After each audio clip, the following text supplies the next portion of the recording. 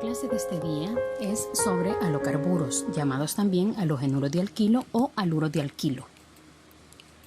Lo primero que vamos a estudiar son las reacciones de obtención. El primer mecanismo es la halogenación de hidrocarburos, es decir, la obtención de un halogenuro a partir de un alcano, un alqueno o un alquino. Y en todos los casos podemos halogenar con un X2, que es una molécula de halógeno, o con un HX, que es un haluro de hidrógeno. La primera reacción general corresponde a la obtención de un halocarburo partiendo de un alcano. Aquí está nuestro alcano, nuestra molécula de halógeno representada por X2 y los catalizadores correspondientes a un alcano, que son la luz y el calor, para obtener el RX y el HX. Si observamos, el átomo de halógeno ha ido a sustituir un átomo de hidrógeno, es decir, lo elimina del alcano y ocupa su lugar. Y ese hidrógeno que ha sido desalojado forma el HX con el halógeno que no participó en la reacción. Aquí tenemos el ejemplo, tenemos el etano. Aquí solo hay, recordando que solo hay hidrógenos primarios, más los dos átomos de nuestro halógeno que hemos ocupado el cloro, utilizando luz y calor para obtener el cloroetano. En este caso, como solo había hidrógenos primarios, ahí es donde se ha sustituido el halógeno. Pero si hay secundarios, pues va a ocupar primero el secundario, y si hay terciarios, va a ser el primordial. También podemos partir de un alqueno. En ese caso, podemos utilizar, en primer lugar, nuestra mol de halógenos para obtener como producto final un halogenuro vecinal. Aquí está la reacción general. Está nuestro alqueno, nuestro mol de halógenos, siempre utilizando luz y calor como catalizadores, porque por sus enlaces pi no son suficientes. Como solo es uno, no son suficientes para que la reacción se lleve a cabo y es necesario utilizar luz y calor. Y obtenemos un halocarburo vecinal, es decir, se unen los dos halógenos, uno a cada carbono que tenía doble enlace. El ejemplo está acá, el propeno más nuestro X2, que en este caso es el cloro, utilizando luz y calor, obtenemos el 1,2 dicloropropeno. Un cloro se va al carbono 2, que era el de doble enlace, y el carbono 1, que tenía el doble enlace también, y ahí se unen nuestros dos cloros. Si hubiésemos utilizado un HX, vamos a unir al doble enlace el hidrógeno y el halógeno, entonces va a desaparecer ese doble enlace. Por ejemplo, tenemos el mismo compuesto, el propeno. Esta vez, en lugar de X2, vamos a usar un HX, en este caso un X cloro y el hidrógeno, siempre con luz y calor, y nuestro producto principal va a ser el 2-cloropropano. Si se fijan, el cloro buscó el carbono secundario. El carbono secundario porque era más reactivo que el carbono primario, el hidrógeno primario. Si hubiésemos partido en lugar de un alqueno de un alquino, vamos a necesitar el doble de átomos de halógeno. Eso significa que vamos a formar un tetrahaluro vecinal si utilizamos 2X2. La reacción general es la siguiente. Nuestro alquino más los 4 átomos del halógeno, o sea 2X2, y obtenemos un tetrahaluro vecinal. Dos halógenos se van a ir al carbono primero con doble enlace y los otros dos al otro carbono que tenía el triple enlace, porque estamos hablando de un alquino. Aquí tenemos el ejemplo, el propino más los 4 átomos de cloro dan como resultado un tetrahaluro vecinal, o lo que es lo mismo, 2 dihaluros geminales, porque tenemos halógenos en 2 carbonos contiguos y estos dos están en el mismo carbono y estos dos en el mismo carbono también. Entonces lo podemos ver como un dihaluro geminal o como un tetrahaluro vecinal. Si hubiésemos ocupado HX, entonces necesitaríamos 2 HX para unir los 2 hidrógenos y los 2 halógenos. Entonces se formaría un dihaluro geminal. Aquí está el ejemplo, nuestro propino más los 2 hidrógenos y los 2 cloros nos va a dar como resultado un dialuro geminal. Los halógenos van a buscar el carbono menos sustituido y los con menos hidrógenos, y el hidrógeno va a buscar el carbono que ya tenía hidrógenos.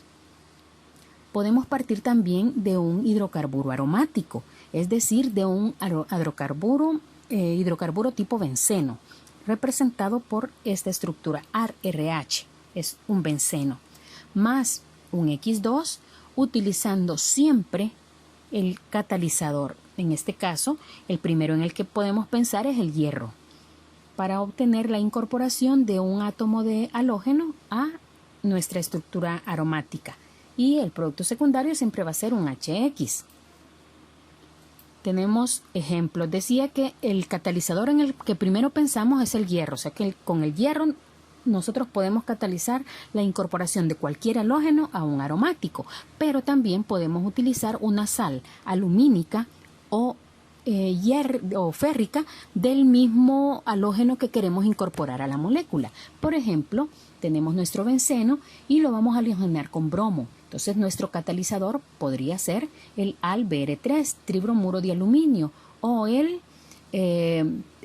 una sal férrica, el FeBr3, para incorporar un átomo de halógeno a nuestra estructura. Aquí tenemos otro ejemplo, siempre partiendo del benceno, esta vez halogenando con cloro, y utilizamos la sal férrica de ese cloro, el tricloruro de hierro. En ambos casos pudimos haber utilizado únicamente como catalizador el hierro y habríamos tenido el mismo resultado. Los halocarburos también se pueden obtener a partir de alcoholes, y la reacción general es la siguiente: ROH, que representa el alcohol, más HX, un haluro de hidrógeno, nos da como producto el RX. Aquí puede ser cualquier halógeno. El que hayamos utilizado acá es el que vamos a obtener acá, más un producto secundario que en este caso es el agua. El agua sale del hidrógeno que no participó en el producto final y el OH que se eliminó del alcohol. Ahí formamos el agua. Por ejemplo, nuestro 2-propanol en presencia de cloruro de hidrógeno, eliminamos el OH y nuestro producto principal va a ser el 2-cloropropano y el producto secundario va a ser el agua. Este hidrógeno más el OH desplazado nos van a formar agua. Este ejemplo es un caso de un alcohol secundario. Lo que vamos a obtener es un halogenuro secundario. Este otro caso representa un alcohol terciario. Estas rayitas que ustedes ven acá y estos puntitos representan los pares de electrones no enlazantes de estos átomos. Tenemos este alcohol terciario más el bromuro de hidrógeno. Lo que obtenemos es un haluro terciario. Donde estaba el OH, ahí se va a colocar el halógeno de nuestro HX. Si hubiese sido un alcohol primario, hubiésemos obtenido un halogenuro primario, pero en estos ejemplos teníamos uno secundario y uno terciario, y eso fue lo que obtuvimos. Esas son los dos tipos de reacciones para obtener halocarburos, pero los halocarburos tienen reacciones específicas como grupo funcional. La primera y de las más importantes es la sustitución nucleofílica. Este tipo de sustitución, para empezar, solo se da en sustratos con carbono sp cubo. Es decir, que si el halógeno está unido a un carbono que tenga doble enlace, ya no se va a dar la sustitución nucleofílica. El doble enlace o el triple enlace puede estar en cualquier otra parte de la molécula, pero no donde está el halógeno, porque entonces ya no se da la sustitución nucleofílica. Tenemos la reacción general para esto es RX, nuestro halocarburo, más HNU. Este HNU representa un reactivo nucleofílico cualquiera. No necesariamente debe existir hidrógeno, puede ser otro elemento. Y el resultado va a ser que la parte nucleofílica de nuestro reactivo se va a unir a la cadena principal. Y la parte que nos ha sobrado del reactivo nucleofílico se va a ir con el halógeno para formar una sal que puede ser de hidrógeno o de otro elemento, como vamos a ver en los ejemplos. El primer reactivo nucleofílico que vamos a estudiar es el amoníaco. El amoníaco, si lo ponemos a reaccionar con un RX cualquiera, lo que va a suceder es que este hidrógeno se va a unir al halógeno y lo que nos sobra del NH3, que en este caso sería NH2, se va a unir a la cadena carbonada para dar como resultado un RNH2 más HX. Por ejemplo, el clorometano más amoníaco va a dar como producto esta cadenita de azul. Estos elementos en azul van a ir a desplazar al cloro y se va a formar un CH3NH2 que pertenece a la familia de las aminas. Así, a partir de un halocarburo podemos obtener una amina. También podemos tener la reacción de un halocarburo con una sal formada por un ácido carboxílico y el sodio, o sea, un acetato de sodio. Acetato, propanoato, la cadena que nosotros tengamos, no importa qué tan larga sea, pero tiene que ser un alcoxilato. Entonces tenemos acá que cuando esto se une, la parte nucleofílica del reactivo, que es el RCOO, va a tomar el lugar del halógeno en nuestro halocarburo y se va a formar un éster. Y el sodio, que es la parte que representamos aquí como H, aquí es sodio, se va a ir a formar una sal sódica con el halógeno. Por ejemplo, el bromometano más el acetato de sodio, acetato porque tiene dos carbonos, o etanoato si ustedes prefieren la otra nomenclatura, etanoato de sodio. Nos va a dar como resultado un éster, el metanoato de metilo, que pertenece a la familia de los ésteres. Así hemos partido de un halocarburo y hemos obtenido un éster. Además de estas dos familias, podemos obtener una familia diferente. Si hacemos reaccionar el halocarburo con el hidróxido de sodio en medio acuoso, vamos a obtener un alcohol más la sal de sodio de ese halógeno. Por ejemplo, el clorometano más el hidróxido de sodio, lo que va a suceder es que la parte nucleofílica, que es el OH, va a ir a sustituir nuestro halógeno para formar el alcohol metílico o metanol, que pertenece a la familia de los alcoholes. En general podemos decir que la parte nucleofílica del reactivo se va a unir a la cadena carbonada y el hidrógeno o el elemento que esté en su lugar, como vimos acá que aquí era un sodio, se va a unir al halógeno para formar un producto secundario. Además de estas tres familias, podemos obtener otras familias diferentes si lo hacemos reaccionar con reactivos nucleofílicos distintos. Por ejemplo, tenemos el RX, que representa nuestro halocarburo, más el cianuro de sodio, reaccionan para obtener un nitrilo. Si se fijan, nuestra R se ha incrementado en un carbono porque el nitrilo trae incorporado su propio carbono. Entonces la cadena va a crecer en un carbono más la sal sódica del halógeno. Ejemplo, el CH3F más el cianuro de sodio nos va a dar como producto el nitrilo correspondiente. La cadena ha aumentado en un carbono. Además, podemos tener reducciones. Esta reacción la vimos como parte de la obtención de los alcanos. Tenemos nuestro halocarburo en un medio ácido utilizando zinc como atractor de hidrógenos, obtenemos un alcano más un HX. Ejemplo, el fluoroetano más el zinc en medio ácido como atractor de hidrógenos, obtenemos el etano,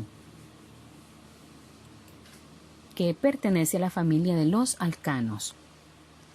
El siguiente grupo funcional que podemos obtener a partir de un halocarburo es haciéndolo reaccionar con una molécula de agua para formar un alcohol. El OH es la parte nucleofílica y es la que va a sustituir el halógeno en el halocarburo. Por ejemplo, CH3Br más agua obtenemos el metanol, que pertenece a los alcoholes. Además, el segundo tipo de obtención de reacciones que sufren los halocarburos son las reacciones de eliminación. Aquí tenemos nuestro halocarburo más KOH y etanol para obtener un alqueno. Esta es una reacción de eliminación porque formamos un compuesto insaturado más el HX. Por ejemplo, el fluoroetano más KOH y etanol nos va a dar como producto el eteno, que pertenece a la familia de los alquenos. Ahora vamos a hacer un par de ejercicios de retrosíntesis. El planteamiento lo tienen ustedes acá. Ahora hacemos nuestra ruta. Tenemos el compuesto X, que es positivo a la prueba de Bayer y no reacciona con Tollens, pero en ácido clorhídrico acuoso nos produce el compuesto Y. El compuesto Y, al reducirlo en medio ácido con un metal, produce el compuesto Z. Y Z, al quemarse, da como resultado 5 moléculas de agua y 4 moléculas de CO2. El problema también nos dice que Y es el 2-clorobutano. Y X, al reaccionar con bromo, forma el 1,2-diclorobutano.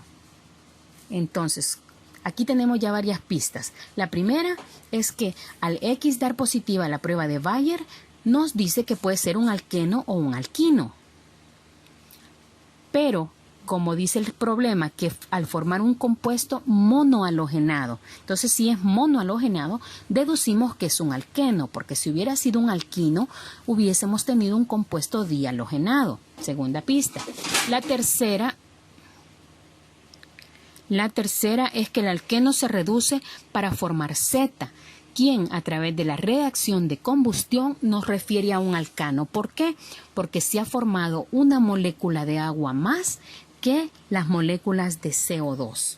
Entonces, las preguntas que nos hacen son: ¿cuál es la fórmula molar de X o la fórmula molecular? Como sabemos que es un alqueno, nos referimos a la fórmula general de los alquenos, que es CnH2n, C4H8. La segunda pregunta es el nombre del compuesto analizado, que sería el buteno.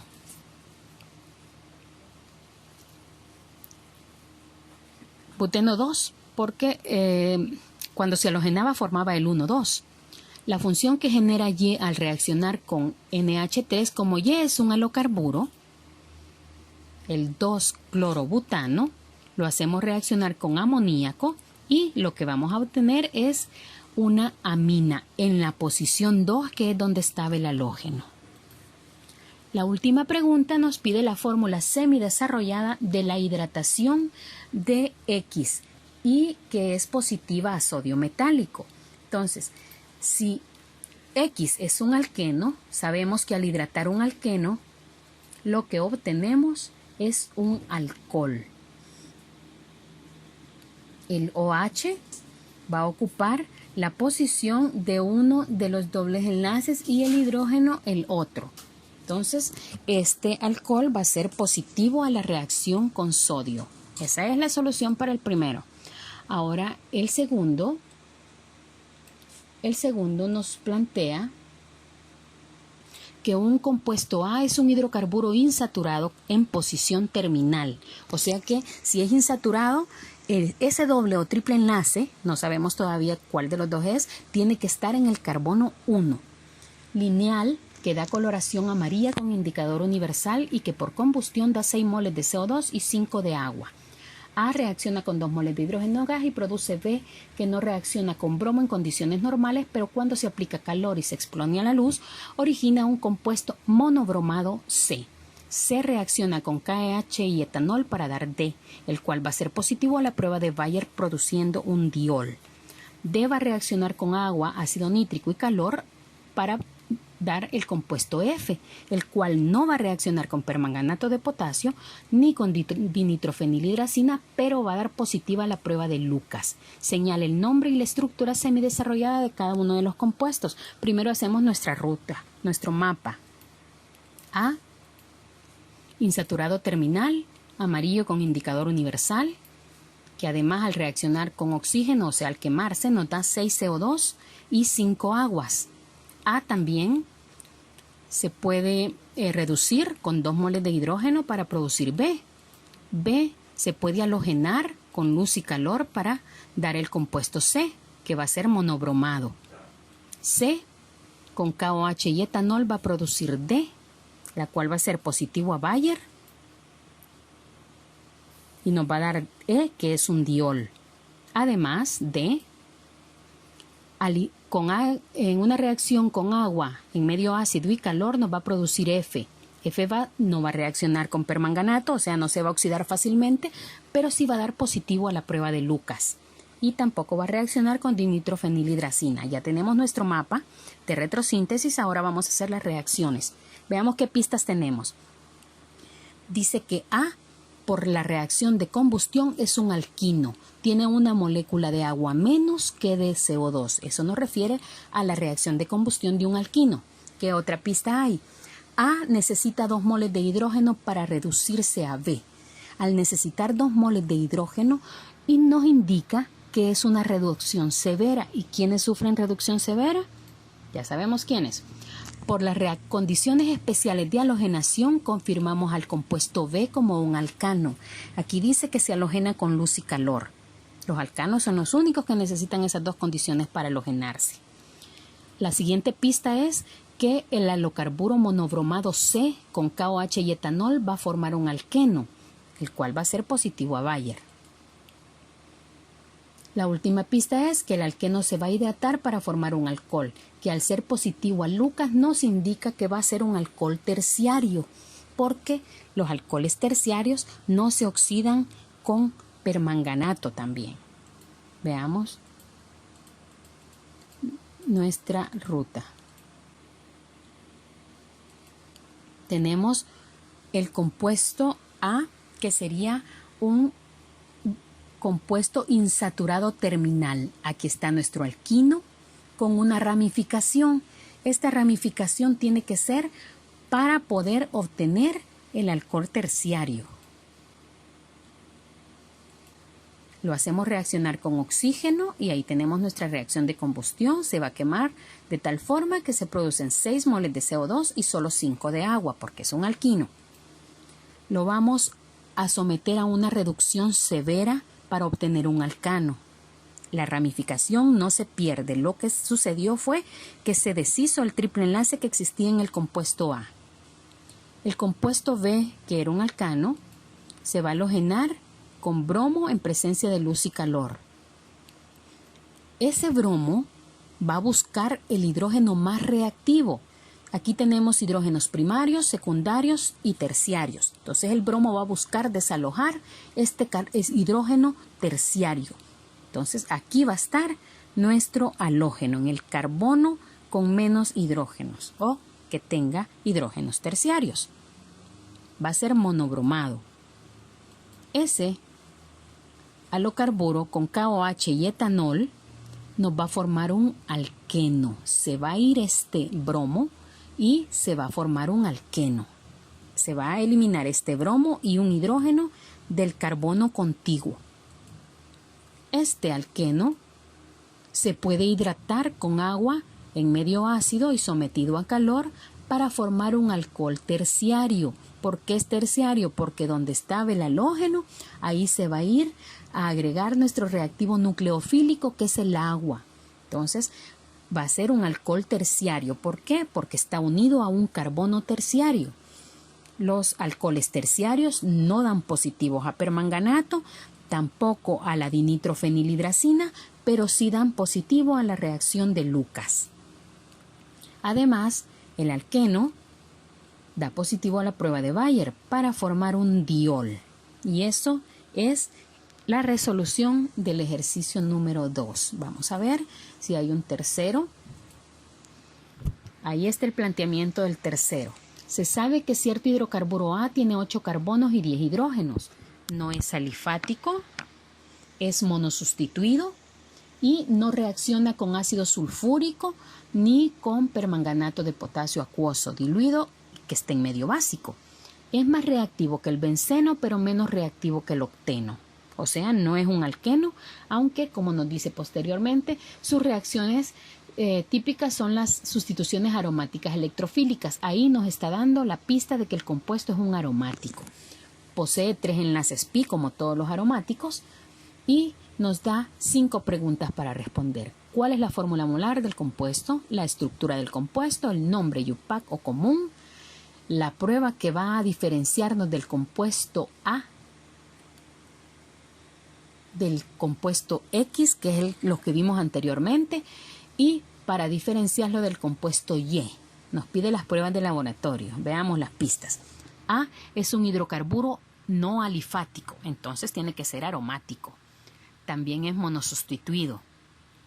Los aromáticos no reaccionan con ácido sulfúrico ni se oxidan con permanganato en condiciones básicas, diluidas y acuosas. Además, la sustitución hace que el compuesto sea más reactivo que el benceno. Un benceno sin sustituyentes siempre va a ser menos reactivo que un benceno que ya esté sustituido. Y la reacción típica de los aromáticos, aunque no los hemos estudiado, pero esto nos sirve como adelanto, es la sustitución aromática electrofílica. Al contrario de los ARX, que era sustitución nucleofílica. Los aromáticos son electrofílicos. Veamos, respondamos a las preguntas. La fórmula molecular de A sería C8H10 porque nos lo da en el planteamiento del problema. La estructura de A. El benceno tiene 6 carbonos, entonces 6 carbonos ya los vamos a ocupar en la estructura del benceno, pero nos dice que es monosustituido. Eso significa que los 2 sobrantes tienen que estar en la forma de un etilo. Y aquí está, el etilbenceno. Si nosotros hacemos el conteo de hidrógenos y de carbono, vamos a llegar al C8H10. Segunda pregunta, ¿tienes respuesta? El nombre del compuesto sería etilbenceno. La prueba para diferenciar A, que es el etilbenceno, del compuesto X de problemas anteriores, que era un alqueno, es la prueba de Bayer o la prueba del ácido sulfúrico para formar una sal bisulfítica que nos van a dar positivas para el alqueno. Pero si queremos que sea el benceno, el aromático, el que nos dé positivo, pues lo vamos a halogenar con hierro. Y la prueba para diferenciar A, que es nuestro etilbenceno, de Y, del problema anterior, que es un halocarburo, entonces seguimos con la halogenación para diferenciar un halocarburo, aunque hay otras pruebas, ya las tienen en el primer cuadrito, que se puede nitrar también.